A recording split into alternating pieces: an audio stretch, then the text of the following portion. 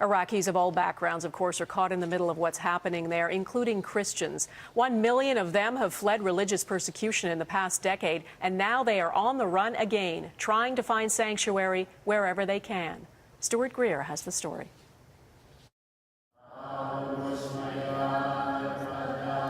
For nearly 2 millennia, Christians have worshipped here. This is one of the only places in the world where they still pray in Aramaic, the biblical language spoken by Jesus. Its roots may be ancient, but Reverend Isha David's congregation is growing in this Christian enclave known as Ankawa. They accept us here. They welcome us, he says. We are peaceful people. We like always peace to our neighbors. Amid the turmoil of the Middle East, this corner of northern Iraq has become a sanctuary for persecuted Christians. The latest arrivals fled from Mosul, where ISIS militants took control of the city. There is 2 families here, and 1 family here, 1 family here. In all, 6 new Christian families have arrived on this street alone. But 18-year-old Yusuf and his father Samer still don't feel safe enough to use their real names or show their faces on camera.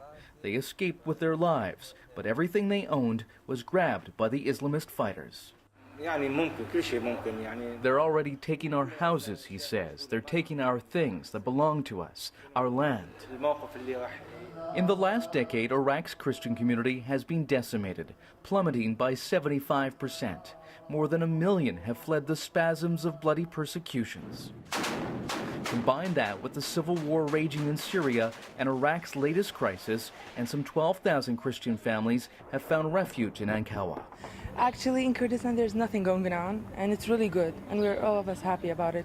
What you notice is that most of the churches here are fairly new. In fact, at least 4 others are being built to accommodate the growing Christian community.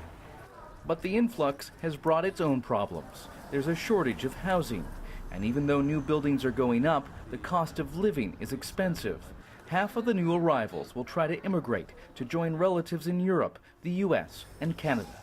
Yusuf isn't sure how long his family will stay, but one thing is certain, they will never return home. Do you think your family's going to go back to Mosul? No, it's impossible. Impossible? Impossible.